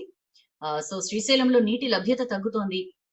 కల్వకుర్తి లిఫ్ట్ స్కీమ్ కట్టగా Palamuru Rangareddy SLBC tunnel project నిర్మాణంలో ఉన్నాయి. ఏపీఎమో పోతిరెడ్డిపాడు హెడ్ రెగ్యులేటర్ సామర్థ్యం పెంచుతోంది. సో ఇప్పుడు తెలంగాణ ప్రాజెక్టులకి నీళ్లు అందని పరిస్థితి వస్తుంది కాబట్టి జూరాల నుంచి నీటి తరలింపు అనివార్యం అని చెప్పి కూడా జలసాధన సమితి అంటోంది. దాని గురించిన వార్త. అండ్ స్కాలర్షిప్లకు 59,000 కోట్లు. సో ఈ స్కాలర్షిప్లు ఎస్సీ స్టూడెంట్స్ కి స్కాలర్షిప్లు పెంచడం ద్వారా ఎస్సీ కమ్యూనిటీలోని నిరుపేద కుటుంబాలకు చెందిన స్టూడెంట్స్ కి పై చదువులకు వెళ్లే దారి దొరుకుతుంది అని చెప్పి మనం ఈ ఆటకలో చూస్తున్నాం. నాణ్యమైన విద్య అందించాలనే ప్రభుత్వ లక్ష్యం మనకి ఇందులో కనిపిస్తోంది. ఇందులో భాగంగా ఎస్సీ కమ్యూనిటీకి చెందిన 10వ తరగతి పాస్ అయిన స్టూడెంట్స్ నుంచి దరఖాస్తులు ఆహ్వానిస్తాం. వాళ్ళు కోరుకున్న పై చదువులకి ఆర్థిక సహాయం అందిస్తామని చెప్పి కూడా వివరిస్తున్నారు. And direct to home television guide lines ని కూడా కేబినెట్ సవరించిందండి. ఇప్పటి వరకు 10 ఏళ్లకు ఇస్తున్న లైసెన్స్ విధానాన్ని 20 ఏళ్లకు ఒకేసారి కేటాయించేలా సవరణ చేసింది. దాని గురించిన వార్త. బైక్ పై వచ్చిండు, యాసిడ్ పోసిండు. జగిత్యాల జిల్లాలో మహిళపై యాసిడ్ దాడి జరిగింది. తీవ్ర గాయాలతో హాస్పిటల్ కి తరలించారు. నిందితుల కోసం పోలీసులు గాలిస్తున్నారండి. ఇలాంటి దారుణమైన ఘటన. నెక్స్ట్ పేజ్ కి వస్తే వ్యాక్సినేషన్ కు రెడీ. సిటీలో 320 సెంటర్లో హెల్త్ డిపార్ట్మెంట్ ఏర్పాట్లు. సో ఫస్ట్ ఫేజ్ లో మెడికల్ స్టాఫ్ కి ఇవ్వబోతున్నారు వ్యాక్సినేషన్. ఇప్పటికే రిజిస్ట్రేషన్ ప్రాసెస్ కూడా కంప్లీట్ అయిపోయింది. మనకి తెలుసు కోవిన్ అనే సాఫ్ట్వేర్ లో రిజిస్టర్ చేసుకున్న వాళ్ళకే వ్యాక్సినేషన్ ఇస్తారు. దానికి సంబంధించి రిజిస్ట్రేషన్ ప్రాసెస్ అయిపోయింది. రెండో ఫేజ్ లో పోలీసులు, మున్సిపల్ స్టాఫ్, లాక్డౌన్ టైంలో విధులు నిర్వర్తించిన వాళ్ళు వీళ్ళందరికీ కూడా ఇవ్వాలని ప్లాన్ చేస్తున్నారు. మూడో ఫేజ్ లో 50 ఏళ్ల పైబడ్డ వారికి పంపిణీ చేయాలని చెప్పి కూడా ప్లాన్ చేస్తున్నారు. 320 వ్యాక్సినేషన్ సెంటర్లు అండి. మొత్తం 78,225 మంది మెడికల్ స్టాఫ్. ఇందులో గవర్నమెంట్ సిబ్బంది 18,225 మంది, ప్రైవేట్ హాస్పిటల్ సిబ్బంది 60,000 మంది. సో ఎంత మందికి ఇవ్వాలి అనే దానికి సంబంధించి మొత్తం ప్లాన్ ప్రిపేర్ అయిపోయింది. ఏర్పాట్లు చకచకా పూర్తి చేస్తున్నారు. ఫస్ట్ ఫేజ్ లో 78,225 మందికి వ్యాక్సిన్ ఇవ్వబోతున్నారు. 166 government hospitals, medical college, health department కి సంబంధించి 18,000 మంది, 970 ప్రైవేట్ హాస్పిటల్స్, మెడికల్ కాలేజీలకు సంబంధించి 60,000 మందిని సెలెక్ట్ చేశారు. దానికి సంబంధించిన వార్త. అండ్ ఇంటీరియర్ కి ఫుల్ డిమాండ్ పెరిగిందంట. సిటిజన్స్ బాగా ఇంట్రెస్ట్ చూపిస్తున్నారని చెప్పి మనం అదే పేజ్ లో ఆర్టికల్ చూస్తున్నాం. మామూలుగా ఇంటీరియర్ డిజైనింగ్ చేయించుకుంటే ఇంటికి మొత్తం లుక్కే మారిపోతుంది. సో మిడిల్ క్లాస్ నుంచి హై క్లాస్ వరకు ఎక్కువగా ఇంటీరియర్ పైన ఇంట్రెస్ట్ చూపిస్తుంటారు. సొంత ఇంటిని తమ ఆలోచనలకి తగ్గట్లుగా డిజైనింగ్ చేయించుకుంటుంటారు. కొన్నేళ్లుగా సిటీలో ఇంటీరియర్ డిజైనింగ్ కి క్రేజ్ పెరుగుతోందని చెప్పి ఆర్టికల్ చూస్తున్నాం. లాక్డౌన్ తో 3 నెలల పాటు పనులు బంద్ అయ్యాయి. బట్ ఇప్పుడు లాక్డౌన్ ఎత్తేసిన తర్వాత క్రమంగా ఎంక్వైరీలు పెరుగుతున్నాయని చెప్పి కూడా చెప్తున్నారు. కంపెనీలకు ఆర్డర్స్ కూడా వస్తున్నాయట. అయితే ఇప్పుడు రిజిస్ట్రేషన్ ప్రాసెస్ లేట్ అవ్వడం వల్ల కొత్త ఫ్లాట్ ఓనర్స్ నుంచి పెద్దగా రెస్పాన్స్ లేదు. త్వరలోనే ఇవి కూడా పెరుగుతాయని చెప్పి డిగ్ ఇంటీరియర్ డిజైనింగ్ కంపెనీ సుధాకర్ చెప్తున్నారు. వాళ్ళు ఏదైతే అంటే కొంత ఆదాయాలు అవి కూడా తగ్గాయి కాబట్టి కరోనా వల్ల, దాన్ని బట్టి వాళ్ళ బడ్జెట్ ని బట్టి ప్యాకేజ్లు మేము ఇస్తున్నామని కూడా చెప్తున్నారు. బాగానే ఖర్చు చేస్తున్నారు ఇంటీరియర్ కి అని చెప్పి కూడా ఈ ఆర్టికల్ లో మనం చూస్తున్నాం. దాని గురించిన వార్త. ఇక నెక్స్ట్ పేజ్ కి వస్తే సిటీలో క్రిస్మస్ జోష్. సో మొత్తానికి కస్టమర్స్ తో షాపుల్లో రద్దీ కనిపిస్తోంది. కరోనా ఎఫెక్ట్ తో చర్చిలో ఈసారి క్యారల్స్ క్యాన్సిల్ చేశారు. బంధుమిత్రులతోనే గ్యాదరింగ్స్, ప్రేయర్ నైట్స్ జరుపుకోవాలని చెప్పి కూడా సిటీలో జనాలు బలంగా భావిస్తున్నారు. సో ట్విన్ సిటీస్ లో క్రిస్మస్ సెలబ్రేషన్స్ షురూ అయ్యాయని చెప్పి చూస్తున్నాం. 20 రోజుల ముందు నుంచి అండి. మామూలుగానే డిసెంబర్ వస్తోందంటేనే క్రిస్టియన్ సోదరులు చాలా పవిత్రమైన మాసంగా దాన్ని భావిస్తారు. 20 రోజుల నుంచి కేక్ మిక్సింగ్ కానీ ఇట్లాంటి రకరకాల పనుల్లో నిమగ్నమవుతారు. చాలా ఫేమస్ చర్చిలు కూడా ఉన్నాయి ట్విన్ సిటీస్ లో. అండ్ వేరే వేరే దేశాల్లో ఉంటున్న వాళ్ళు కూడా క్రిస్మస్ ఇంటి సభ్యులతో కలిసి, కుటుంబ సభ్యులతో జరుపుకోవాలని చెప్పి చాలా మంది ఫారెన్ కంట్రీస్ లో ఉంటున్న వాళ్ళు కూడా డిసెంబర్ లో దేశానికి తిరిగి రావడం మనం చూస్తుంటాం. సో 20 ఏళ్ల తర్వాత సిటీలో సెలబ్రేట్ చేసుకుంటున్నా అని చెప్పి హైదరాబాద్ కి చెందిన మున్నా చెప్తున్నారు. 99 లో హైయర్ స్టడీస్ కోసం యుఎస్ వెళ్లారట. సో అక్కడ నుంచి జాబ్ కోసం ఆస్ట్రేలియా వెళ్ళాను. సిటీలో అమ్మ నాన్న దగ్గరకు వచ్చి కొన్ని రోజులు ఉండి వెళ్తుండేవాడిని. 99 లో చివరిసారిగా ఫ్యామిలీతో కలిసి క్రిస్మస్ సెలబ్రేట్ చేసుకున్నారట. తర్వాత నుంచి రాలేదు. సో ఇప్పుడు ఫ్యామిలీతో కలిసి క్రిస్మస్ సెలబ్రేట్ చేసుకోబోతున్నా, చాలా సంతోషంగా ఉందని చెప్పి చెప్తున్నారు. And Himalaya book world supervisor Purna Prasad చెప్తున్నారు, ఎక్కువగా క్రిస్మస్ ట్రీస్ ని కొంటున్నారు జనాలు అని చెప్పి. పండగ షాపింగ్ లో మాత్రం చాలా మంది బిజీగా ఉన్నారు. షాప్స్ అన్ని కిటకిటలాడుతున్నాయి. దాని గురించిన వార్త.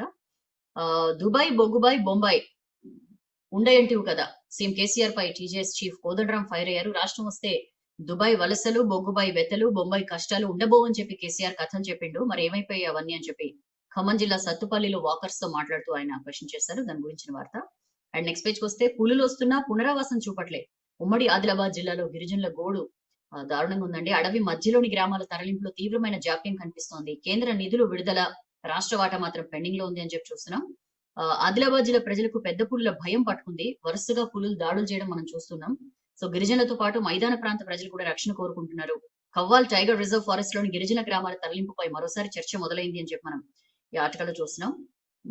భూములు పాయే, జాబ్స్ రాకపోయే. సింగరేణి భూ నిర్వాసితులు ధర్నాకు దిగారండి. కొత్తగూడెం హెడ్ ఆఫీస్ దగ్గర ఉద్రిక్తత కనిపించింది. దాని గురించిన వార్త. అండ్ నెక్స్ట్ పేజ్ కి వస్తే వచ్చే నెల 4న వరంగల్ కి కేటీఆర్ వెళ్ళబోతున్నారు. గ్రేటర్ అభివృద్ధి పనులపై ఆఫీసర్లతో రివ్యూ చేయబోతున్నారు. మనకు తెలుసు గ్రేటర్ హైదరాబాద్ ఎలక్షన్ రిజల్ట్ చూసిన తర్వాత చాలా సీరియస్ గా గ్రేటర్ వరంగల్ మున్సిపల్ కార్పొరేషన్ ఎన్నికల మీద టార్గెట్ పెట్టుకుంది టీఆర్ఎస్. సో వచ్చే నెల 4న వరంగల్ కి వెళ్ళబోతున్నారు కేటీఆర్ అని చెప్పి చూస్తున్నాం. అండ్ నెక్స్ట్ పేజ్ కి వస్తే ప్రేమ పేరుతో ప్రాణాలు తీసుకుంటున్నారు. రాష్ట్రంలో 10 రోజుల్లో 12 మంది చనిపోయినరంట. ప్రేమ జంటల వరుస సూసైడ్స్ జరుగుతున్నాయి. తెలిసి తెలియని వయసులో ప్రేమలు అని చెప్పి అందులో పడుతున్నారు. తల్లిదండ్రుల్ని ఒప్పించలేక చావే శరణ్యం అని చెప్పి చావునే ఆశ్రయిస్తున్నారని చెప్పి ఆర్టికల్ చూస్తున్నాం. సాగర్ లో పొలిటికల్ హీట్. సో టీఆర్ఎస్ లో గ్రూప్ పాలిటిక్స్ పై హైకమాండ్ ఎంక్వైరీ చేస్తోంది. గ్రౌండ్ లెవెల్ ప్రోగ్రామ్స్ పై బీజేపీ దృష్టి పెట్టింది. ఓటీకి మేము కూడా సై అని చెప్పి కాంగ్రెస్ అంటుంది. మొత్తానికి సాగర్ లో పొలిటికల్ హీట్ కనిపిస్తోంది. దాని గురించిన వార్త. ఇక నెక్స్ట్ ఓపెన్ పేజ్ కి వచ్చేద్దాం. ఓపెన్ పేజ్ కి వస్తే తెలంగాణ బీసీ కమిషన్ మాజీ చైర్మన్ బిఎస్ రాములు రాసిన ఆర్టికల్ అండి. చేసింది కొంతే, చేయాల్సింది ఎంతో. సో ఇటీవల ఎలక్షన్స్ లో టీఆర్ఎస్ కి ఆశించిన ఫలితాలు రాలేదు. దీనికి సంబంధించి చాలా కారణాలు ఉన్నాయని చెప్పి ఆయన ఆర్టికల్ లో రాశారు. ప్రజలకు సీఎం అందుబాటులో లేకపోవడం, ఆశ పెట్టుడు ఎక్కువ, ఇచ్చింది తక్కువ కావడం, అధికార యంత్రాంగంలో సేవాభావం లోపించడం, వరదలు వచ్చినప్పుడు పరిహారం ఇంటి ఓనర్లకే ఇవ్వడం, కిరాయి కొన్న వాళ్ళకి ఇవ్వకపోవడం, డబుల్ బెడ్రూమ్ ఇళ్లు అలాట్ చేయకపోవడం, ఇట్లా చాలా కారణాలు ఉన్నాయి టీఆర్ఎస్ కొంప మునగడానికి. రాష్ట్ర ప్రభుత్వం ఇప్పటిదాకా కూడా ప్రజలకు చేసింది చాలా తక్కువే, చేయాల్సింది ఎంతో ఉంది. ప్రభుత్వం చేయాలని ప్రజలు చాలా కోరుకుంటున్నారు అని చెప్పి ఆయన ఆర్టికల్ లో రాశారు. అండ్ కొత్త వ్యవస్థ వస్తే రైతు కష్టం తీరుతుంది అని చెప్పి సహచర సమాంతర ఆలోచనల సామాజిక వేదిక అధ్యక్షులు మారసాని విజయబాబు రాసిన ఆర్టికల్ మనం అదే పేజ్ లో చూస్తున్నామండి. రాత్రనక పగలనక రైతు కష్టపడి పంట పండిస్తుంటే ఆ కష్టానికి తగ్గ ఫలితం ఇప్పటిదాకా కూడా రాని పరిస్థితి. దళారీలు కానీ మిల్లర్లు కానీ లాభాల పంట పండించుకుంటున్నారు రైతు కష్టాన్ని ఆసరాగా చేసుకుని. సో రైతులకు మరింత మేలు చేసేలా కేంద్ర రాష్ట్ర ప్రభుత్వాలు కొత్త వ్యవస్థలు తీసుకొచ్చాయి. రైతు పండించిన ఉత్పత్తులకు వచ్చే ఆదాయం రైతులకే దక్కేలాగా మార్పులు తీసుకురావాలి, రైతుల్ని ఒప్పించాలి అని చెప్పి ఆయన ఈ ఆర్టికల్లో రాశారు. అండ్ కాంగ్రెస్ లో జరుగుతున్నది ఘర్షణ కాదు సంఘర్షణ అని చెప్పి సీనియర్ జర్నలిస్ట్ బోధనపల్లి వేణుగోపాల్ రెడ్డి రాసిన ఆర్టికల్ మనం అక్కడే చూడొచ్చు. సో రాష్ట్రంలో పిసిసి చీఫ్ పదవి కోసం పోటీ చూస్తుంటే కష్టకాలంలో ఉన్న కాంగ్రెస్ ఇంకా భవిష్యత్ ఉంది అని చెప్పి ఆశలు చిగురుస్తున్నాయని చెప్పి ఆయన ఆర్టికల్ రాశారు. ఇది ఘర్షణ కాదు సంఘర్షణ అని చెప్పి కూడా ఆర్టికల్ ప్రస్తావించారు. అండ్ నెక్స్ట్ పేజ్కి వస్తే నార్త్ ఇండియా గజగజ వణుకుతోందండి. జమ్మూ, ఢిల్లీ, రాజస్థాన్ తదితర రాష్ట్రాల్లో విపరీతంగా పడిపోయే ఉష్ణోగ్రతలు. మనం అక్కడ ఫోటోలు చూడొచ్చు. పొగమంచులో తాజ్ మొత్తం మాయమైంది, అక్కడ ఎక్కడ కనిపించట్లా. ఆగ్రాలో పరిస్థితులుంటే ఇటు మీర్జాపూర్ లో చలి నుంచి రక్షణ కోసం మహిళలు చలి కాచుకుంటున్నారు. దాని గురించిన వార్త. కుప్పకూలిన ఇజ్రాయెల్ సర్కార్ 7 నెలలకే పార్లమెంట్ రద్దయిపోయింది. అక్కడ బడ్జెట్ ఆమోదించుకోలేకపోయారు నెతన్యాహు. సో 2 ఏళ్లలో 4వసారి ఎన్నికలకు ఇజ్రాయెల్ అని చెప్పి మనం ఆర్టికల్లో చూసినాం. కరోనా వైరస్ అంటార్కిటికాను తాకింది. సో ఇప్పటిదాకా భూభ్రమణంలో అంటార్కిటికా ఒక్కటే ఆగిపోయిందని చెప్పి అనుకున్నాం.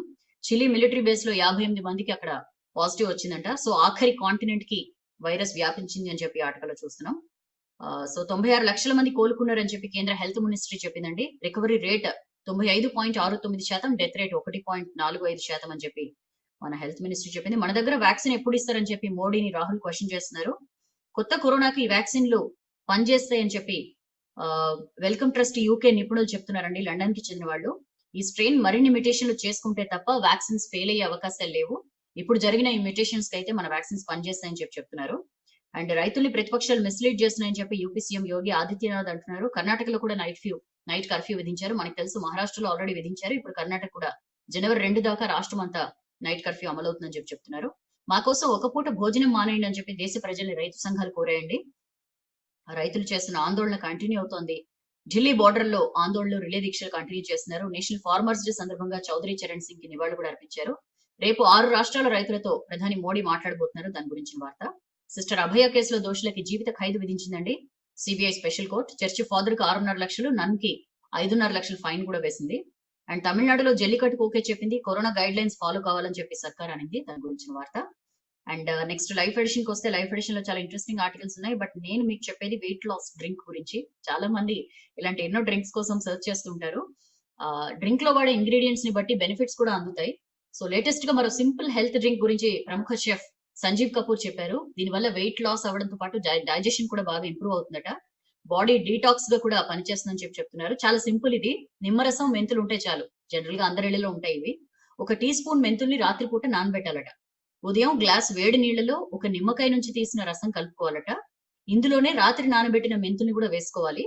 లెమన్ జ్యూస్ మాత్రమే కాకుండా అవసరమైతే లెమన్ ను చిన్న స్లైసెస్ గా కట్ చేసి గ్లాస్ లో వేసుకుని కూడా ఈ డ్రింక్ తయారు చేసుకోవచ్చు అని చెప్తున్నారు. ఇది బాగా కలిపి రోజు మార్నింగ్ తాగాలట. ఇలా రెగ్యులర్ గా చేస్తే బరువు తగ్గడమే కాకుండా డైజెషన్ కూడా ఇంప్రూవ్ అవుతుందని చెప్పి సంజీవ్ కపూర్ చెప్తున్నారు. దాని గురించిన వార్త. అండ్ ఇంటి లుక్ ని మార్చేసే ఇండోర్ ప్లాంట్స్ అని చెప్పి ఒక ఆర్టికల్ వచ్చింది. చాలా బ్యూటిఫుల్ ఉంది. మీరు డిజిటల్ వర్షన్ లో చదువుకోవచ్చు. బిజినెస్ పేజ్ కి వచ్చేద్దాం. కరోనా ఉన్న విదేశాల పెట్టుబడులు ఆగలేదు. సో ఏడాది ఇండియాలోకి భారీగా ఎఫ్డిఐలు, ఎఫ్పిఐలు తరలి వచ్చాయని చెప్పి ఈ ఆర్టికల్లో చూస్తున్నాం. వచ్చే ఏడాది కూడా ఇదే ట్రెండ్ కంటిన్యూ అవుతుంది. ప్రభుత్వ చర్యలు కలిసి వస్తున్నాయని చెప్పి ఆర్టికల్లో చూస్తున్నాం. అప్పు ఆఫర్లు ఇచ్చే యాప్స్ తో జాగ్రత్త అని చెప్పి ఆర్బీఐ హెచ్చరిస్తోందండి. కేవైసీ డాక్యుమెంట్లు ఎట్టి పరిస్థితుల్లో షేర్ చేయొద్దు అని చెప్పి చెప్తోంది. దాని గురించిన వార్త. అండ్ చికెన్ బిర్యానీ తెగ తిన్నరట. స్విగ్గీ చెప్తోంది ఇళ్ల వద్దకే డెలివరీ చేశామని. పానీపూరికి 2 లక్షల ఆర్డర్లు వచ్చాయట. సో ఫుడ్ అగ్రిగేటర్ స్విగ్గీపై ఎక్కువగా ఆర్డర్ చేసిన ఫుడ్ లో చికెన్ బిర్యానీ ఉన్నట్లు స్టాటిస్టిక్స్ చెప్తున్న పరిస్థితి. అండ్ అప్పులకు డిమాండ్. సో పాజిటివ్ ట్రెండ్ కనిపిస్తోందని ట్రాన్స్ యూనియన్ సిబిల్ రిపోర్ట్ చెప్తోంది. బాగా డిమాండ్ పెరిగింది అప్పులకి అని చెప్పి. మళ్ళీ లాభాల బాటలో మార్కెట్ పడిందండి. వరుస నష్టాల తర్వాత సెన్సెక్స్ 437 పాయింట్ల అప్. సో ఇవి ఇవాల్టి వెలుగు పేపర్ లో వచ్చిన వార్తలు, విశేషాలు. మీకు ప్రయత్నం నచ్చితే లైక్ చేయండి, బాగా నచ్చితే షేర్ చేయండి. బట్ రోజు వెయిట్ చేయండి. మార్నింగ్ 8 కల్లా వచ్చేస్తాను వెలుగు పేపర్ ని మీకు వివరంగా వినిపించడానికి. Thank you so much for your participation. Stay safe, have a nice day. Christmas shopping కి దానికి వెళ్ళండి. బట్ కరోనాకి సంబంధించి గైడ్ లైన్స్ అన్ని ఫాలో కండి. మళ్ళీ రేపు కలుద్దాం 8 o'clock కి. ఇవాళకి ఇంతే. This is Soujanya signing off.